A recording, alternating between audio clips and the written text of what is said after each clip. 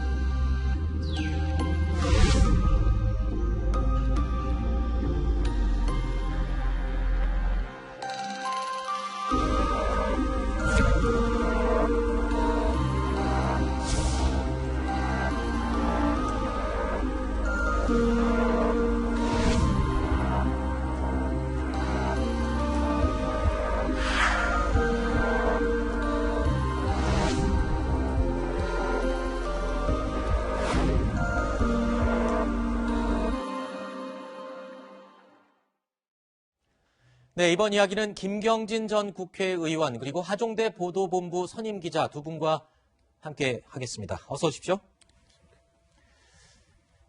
자, 입양 후 양부모에게 장기간 동안 학대를 당해 숨진 정인이 사건을 두고 이 세 차례 학대 의심 신고를 받고도 부실하게 대응한 경찰에 대한 비판이 날로 거세지고 있는데 여기에 더해서 추가적인 내용들이 더 확대가 되고 있습니다. 자, 복지원 그리고 거기다가 이 아동보호센터 총체적인 문제가 드러나고 있습니다. 지난해 9월 3차 아동학대 신고 당시에 녹취록이 공개가 됐는데 이 내용을 살펴보면요. 신고를 한 소아과 전문의가 과거에도 경찰과 아동보호기관에서 몇 번이나 출동을 했었다. 이런 사실을 모두 알려주기까지 하는데도 제대로 된 조치가 없었다는 사실이 확인됐습니다. 이 녹취록을 공개한 신현영 의원의 목소리 들어보시죠. 실제로 의사가 봤을 때 이 아이가 최근에 상황이 더 안 좋아졌고 원래 멍들어서 피해 아동 사실로 알고 있었고 영양 상태도 문제가 있었다는 거에 인지가 되면서 곧바로 신고를 했기 때문에 담당 의사가 문제가 있었다라고 명확하게 설명까지 했음에도 불구하고 현장에서 정황을 발견하지 못했다라고 결론을 내리는 것은 경찰이 책임에서 자유롭지 못할 것이다. 자, 그러니까 일반인의 그냥 아동학대가 의심이 돼요라는 이런 일반적인 신고가 아니라 전문의의 특히 반복되는 진찰을 했었던 의사의 신고이고 상세했기 때문에 이거를 신고받은 경찰이 묵살할 수가 없는 상황이었다. 이게 지금 요점이잖아요. 그렇죠. 사실 이제 신고가 여러 차례 있었지 않습니까? 네. 3차례나 있었는데 그때마다 이제 경찰이 무혐의 이제 처리를 했습니다. 근데 가장 큰 이유는 사실은 이제 17개월 이 정도 어린 아이이기 때문에 자기가 어떤 피해를 입었는지를 정확히 진술할 수가 없지 않습니까? 네. 결국 또 부모는 여러 가지 핑계를 댔습니다. 그때마다 이제 경찰은 다른 증거를 찾을 수가 없었기 때문에 네. 결국은 이제 무혐의 처분을 하게 된 건데 제가 여기서 가장 좀 아쉬운 부분은 뭐냐면요. 네. 경찰이 아동 학대의 경우에는 이게 아동 학대가 대부분 나오는 곳이 가정 아닙니까? 그렇죠. 그리고 또 피해자는 자기 얘기를 할 수가 없어요. 네. 그렇기 때문에 그냥 형사 처벌할 수 있을 정도 증거를 찾는 데 집중하지 마시고 네. 과연 그 아동은 정상적으로 먹고 입고 자랐는지까지도 네. 동시에 조사를 해야만 그렇죠. 아동학대가 과연 이 부모가 거짓말을 하는지 안 하는지까지도 좀 의심해 네. 볼 수가 있는데 이런 것들은 전혀 이루어지지 않고 오직 형사처벌을 할 수 있는지 그리고 그 증거를 잡을 수 있는지에만 집중했다는 거 이게 참 아쉬운 부분입니다. 그 신고 내용에 이미 상세한 학대 정황이 다 담겨 있었다. 이 부분이 핵심이죠. 그럼에도 불구하고 경찰이 이 신고 내용조차도 제대로 확인을 하지 않은 것이 지금 드러난 겁니다. 바로 이 시간에도요. 어제 이 경찰의 부적절한 대응에 대해서 저희가 집중 토론을 해봤었는데 오늘은요. 초점을 좀 움직여 보겠습니다. 이 입양을 주도했던 홀트 아동복지회조차도요. 이 책임을 피하기는 힘들 것 같습니다. 이 홀트 아동복지회에게 책임을 묻는 목소리가 거세지고 있는데 충분한 자격 조사 없이 입양을 허가했다는 점, 학대 사실을 또 알고도 사실을 방치한 것이나 다름없다라는 지적이 나오고 있어요. 어떤 점이 가장 핵심적인 잘못입니까? 우선 입양 과정이 너무 성급하게 이루어지지 않았나 싶어요. 과정이 며칠 만에 이루어졌죠? 그러니까 단 하루 만에 이루어졌다는 거예요. 아하, 입양 신청 의사를 밝히면 하루 만에 신청을 했다. 예. 그러니까 요새는 이제 그 양부모가 되고 싶어하는 분들이 네. 사실은 이 홀트 아동복지회 같은 이 입양 기관에 와서 그런 희망의 의사를 피력을 하면 네, 이 입양 기관에서는 필요한 내용들을 조사를 해야 됩니다. 그렇죠. 네, 그런데 이 양부모의 전체적인 어떤 객관적인 상황만 보고 그냥 충분하다고 생각을 해서 그랬는지는 모르겠지만 네, 어쨌든 되는 쪽으로 그냥 금방 바로 그냥 하루 만에 오케이를 하고 법원으로 서류를 보내버렸습니다. 아하. 근데 나중에 시간이 조금 지나서 이런저런 서류를 보니까 네, 사실은 양모 같은 경우에는 어떻게 보면 스트레스 때문에 정신과 치료를 받은 부분도 발견이 됐었고, 아하. 네. 네, 그 다음에 이게 입양한 이후에는 실은 여러 가지 이제 어떤 사후적인 점검을 1년 동안 하도록 돼 있습니다. 네, 최소한 2번은 현장에 가고 그다음에 네. 2번은 전화 통화라든지 다양한 방식으로 이제 점검을 하도록 돼 있는데 네. 실은 이제 3번 현장에 나갔고 그다음에 3번 전화 통화를 했기 때문에 이 최소한의 점검 이상의 어떤 점검을 한 것은 맞는데 네, 문제는 현장에 나가서 이상한 상황을 발견을 했으면 네, 거기에 따른 적극적인 조치를 했었어야 되는데 네, 거기에 따른 조치를 전혀 안 한 겁니다. 네, 그러니까 현장에 나가서 봤더니 아이에게 이제 몸에 이런저런 여러 군데 멍이 들어 있어서 네. 그 양부모에게 이제 물어봤다는 거 아니겠습니까? 그렇죠. 예. 지금 이 화면에 나오고 있는 이 3번의 신고 일지가 나와 있는데 네. 먼저 홀트 아동복지원 측에서도 이 1차 아동학대 의심 신고가 나왔던 날이 5월 26일이에요. 예. 이때 홀트 아동복지원 측에서 가정 방문을 했다고 해요. 그래서 실제 멍 내용까지도 확인을 확인을 했다. 했어요. 아. 그 다음에 조치가 없었던 거 아닙니까? 예, 그러니까 이제 멍 내용을 확인을 하고 네. 양부에게 물어봤답니다. 이게 멍이 왜 생겼냐 그랬더니 양부가 적절하게 대답을 못했다고 해요. 네. 그러면 그러면 의심스러운 상황이잖아요. 의심스러운 상황이고 실은 지금 그 하루 전날인 5월 25일 날 네. 이게 어린이집에서 지금 신고가 들어와서 지금 홀트 복지회에서 그렇죠. 지금 현장에 갔던 거 아니겠습니까? 그럼 최소한 어린이집에서 생겼던 원인은 아니고 가정 내에서 생겼던 원인이라고 그게 강하게 추정되는 상황들이거든요, 보면. 네네네. 그러면 그런 상황에 대해서 엄밀하게 조사를 했었어야 되는데 네. 사실은 지금 제대로 조사를 안 했던 거고요, 보면. 아하. 저 표를 다시 한번 보면서 얘기를 예. 좀 나눠보겠습니다. 1차 신고, 그러니까 홀트 복지원 측에서 가정을 방문했는데 정인이 몸에 멍이 발견됐지만 그냥 특별한 이유를 대지 못하는데도 그냥 마사지 때문이었다 정도였는데 그냥 넘어가 버린 거고요. 두 번째 의심 신고가요. 자동차에 방치돼 있는 모습을 이웃이 신고를 했다는 겁니다. 여러 차례, 그 한 차례도 아니고요. 두세 차례였다고 해요. 그런데도 이거에 대한 조치도 이루어지지 않았다는 겁니다. 이게 사실 저렇게 어린아이를 혼자 1시간 가까이, 만 1살도 안 됐잖아요. 혼자 차에다 방치한다. 이게 우리나라에서도 상식적으로 이해가 되지 않는 부분일 뿐만 아니라 미국 같은 데서는 이거 범죄잖아요. 그렇죠. 사실 이제 그 이웃 주민이 이제 네. 차량에 방치된 걸 보고 이제 신고를 한 건데, 이때도 조치가 없었던 거예요. 예, 그때 이제 얘기를 듣고 확인을 했죠. 근데 이제 부모한테 물어보니까 부모가 아기가 졸려 해가지고 내가 큰 딸만 그 위에 애가 있습니다. 자기 딸이. 친딸이죠. 예, 친딸은 데리고 나오고 얘는 좀 차량에다 두었다 이렇게 얘기를 하니까 아 그런가 보다 이렇게 하고 넘어간 거죠. 아하. 사실 그리고 이제 여기에 이제 홀트 아동복지위에서 상담을 한 전문 상담사도 문제고 또 이제 조사를 직접 한 경찰도 문제인데 네. 가장 큰 경찰의 문제점은 뭐냐면요. 네. 이 아동 학대에 대한 전문 지식이 없다는 겁니다.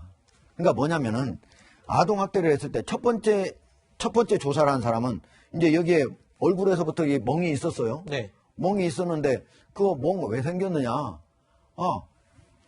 그러면 마사지 해줬다. 예. 네. 그 마사지는 이제 다리를 네네. 얘기한 거고 여기는 이제 여기서 슬킨 것 같다. 그냥 한 번은 계단에서 굴렀다고 하고 네. 한 번은 슬킨 것 같다 하니까 그냥 넘어간 거예요. 네. 근데 과연 그런 것들이 과연 그냥 핑계만 대면은 넘어갈 수 있을 정도의 수사 전문성. 네. 이게 가장 큰 문제. 알겠습니다. 그 다음에는 전문성이 없고 1차, 2차, 3차의 모든 경찰관이 서로 다른 경찰관이 조사를 했습니다. 네. 그러니까 이게 그 전에 신고되고 어떤 문제점이 있었는가가 축적이 안 되는 거죠. 네. 그러니까 가장 큰 문제는 전문 수사 인력. 두 번째는 상담하는 사람들조차도 네. 전문성이 부족하다. 네. 이게 가장 큰 문제인 것 같습니다. 조금 전에 제가 이 차에다 어린아이를 방치할 경우에 해외에서는 범죄가 될 수 있다라고 말씀을 드렸었는데 실제로 그렇습니다. 지난 2017년도에 있었던 화면인데요.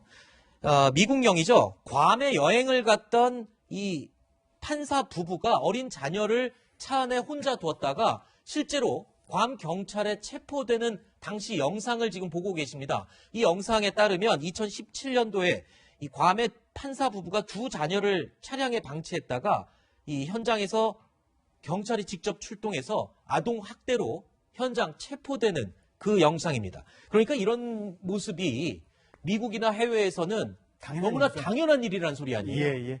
그러니까 실제 저 사건이 우리나라 언론에서 당시에 이제 대서특필이 됐었는데요.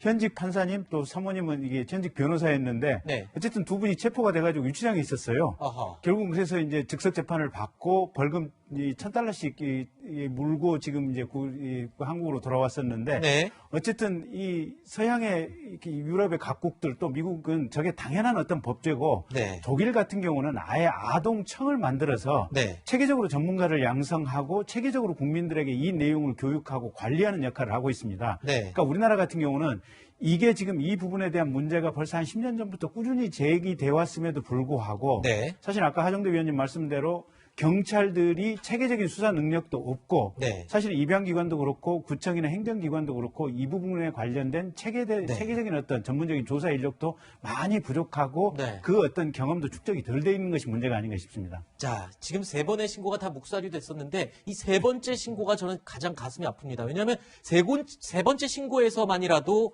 뭔가 조치가 취해졌다라면 정인이가 저렇게 큰 일을 당하지 않았을 수 있지 않을까 싶은데 세 번째 신고에서는요 아주 구체적입니다. 정인이 몸무게가 1kg이나 줄었고 서 있지도 못하는 것 같다. 이 정도의 구체적인 내용인데도 자 홀트 아동복지원 측에서 가정방문을 해야 되는데 양모가 거부한다는 이유로 결국 가정방문이 또 성사가 안 됐다면서요? 그렇죠. 예, 이게 이제 9월 18일에 이런 상황이 이제 신고가 된 건데 사실 어린아이, 저 정도 나이에는요, 매년 2, 3kg씩, 몸무게가 느는 게 많아요. 그렇죠. 예. 써야죠. 그런데 오히려 800g에서 1kg을 오히려 몸무게가 줄었다. 이거는 네. 상당히 큰 문제가 있는 거거든요. 네. 설령 만약에 직접 폭력을 누구한테 맞거나 하지 않아서 이렇게 됐다고 할지라도 네. 발육 상태가 아주 안 좋은 거 아닙니까? 왜 그랬는지를 네. 확인을 해봤어야 되는데 그거를 제대로 안 해보고 또 특히 가정 방문을 요청했을 때 한 달 뒤로 그때 내가 지금 힘들다 좀 네. 한 달 뒤에 해달라 하면은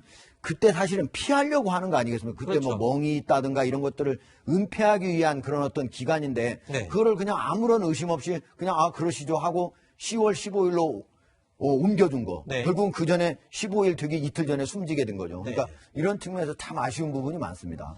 조금 전에 김경진 변호사께서 그런 얘기를 해주셨어요. 그러니까 홀트 아동복지회에서 이 양부모가 이 아이를 입양하고 싶어요라고 의사를 밝힌 당일날 입양 허가 신청을 법원에 제출을 했고 예. 법원에서도 며칠 안 돼서 곧장 허가가 떨어졌다라고 말씀하셨고 예. 거기다 추가로 이 허가 과정에서 이 양모가 과거에 이 스트레스로 정신과 치료를 받았던 기록이 있다. 그럼에도 불구하고 허가가 아무 문제 없었다. 실제로 입양 과정에서 이런 정신과 치료 기록이 있으면은 문제가 될 수도 있는 겁니까? 그러니까 이제 입양 과정에서는 그 내용을 파악을 못했던 것 같아요. 아, 그래요? 네, 그러니까 홀트 아동복지회 쪽은 일단 입양 신청이 있고 양부모가 객관적으로 외형적인 조건은 괜찮아 네. 보이니까 네. 그냥 얼른 허락을 하고 신속하게 아마 절차를 밟아주겠다라는 생각으로 아마 진행을 했었던 것 같고 네. 근데 거기서 이제 결정적인 패착이 있는 게 아무리 겉으로 보기에 그럴듯해 보이지만 네. 실은 제대로 일을 한다면 여러 가지 상황을 심리를 하고 나서 심사를 하고 나서 법원에서 말씀하시는 거죠? 아니요, 일단 홀트 홀트 아동복지회에서 아동복지원에서? 예, 거기서 기초적인 의견을 만들어가지고 그렇죠. 사실은 이런 정신과적인 그렇죠. 치료를 받았는지 이 부분도 조사를 해서 네. 그 부분까지 확인한 다음에 법원에 서류를 넘기면서 네. 이러이러한 점은 판사께서 허가를 하시는데 참고를 좀 해주셨으면 좋겠습니다라는 의견을 부기해서 보냈어야죠. 네. 근데 조사가 제대로 안 된 상태에서 보냈고 네. 그냥 어떻게 보면 가능하면 되는 쪽으로 서류를 만들어서 아하. 보냈고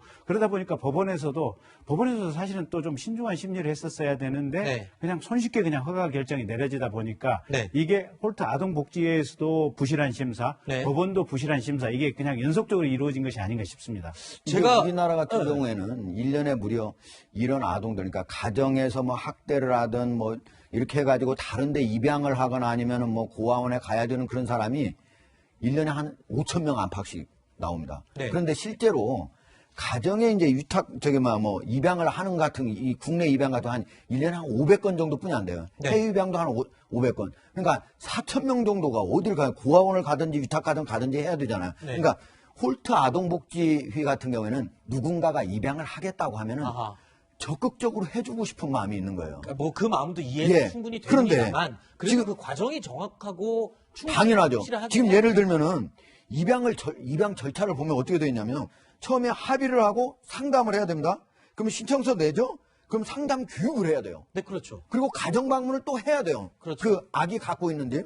그리고 그러고 난 다음에 입양이 이제 드디어 이루어지고 이렇게 되는 건데 그게 어떻게 상담 교육도 해야 되고 가정 방문도 해야 되는데 어떻게 하루 만에 되겠습니까? 네. 그리고 이 내는 그런 서류조차도 소득 관련 증명서도 있어야지, 입양 적격 추천서도 있어야지, 양육 계획서도 만들어야지 하루 안에 도저히 할 수 있는 일이 아니에요. 이런 것들을 하루 만에 했다고 하는 거는 진짜 이거 자체가 네. 너무 쉽게 아무런 그런 적격 심사가 그냥 주먹구구식으로 이루어졌다 이렇게 말씀드릴 수밖에 없어요. 자, 그러니까 이제 저는 이 네. 사건을 보면서 각각의 기관들이 조금 종합적이고 체계적인 어떤 시스템을 갖춰야 될 그렇죠. 필요성이 있는 것 같아요. 네. 그러니까 홀트 같은 경우도 사실은 처음에 이게 양부모의 조건이 좋아 보이니까 빨리 서둘렀는데 네. 중간쯤부터는 뭔가 지금 이상하다라고 하는 것을 파악을 했던 거 아니에요, 보면. 그렇죠. 양모가 일단 정신병력 치료 경력이 있다. 네. 그다음 아이에 대해서 계속해서 지금 학대 신고가 지금 들어가고 있다. 네. 아이의 체중도 빠지고 있다. 네. 양부모 거기 신고에 대한 그 양부모들에게 물어보면 그 어떤 대답하는 태도도 석연치 않다. 예. 이러면 사실은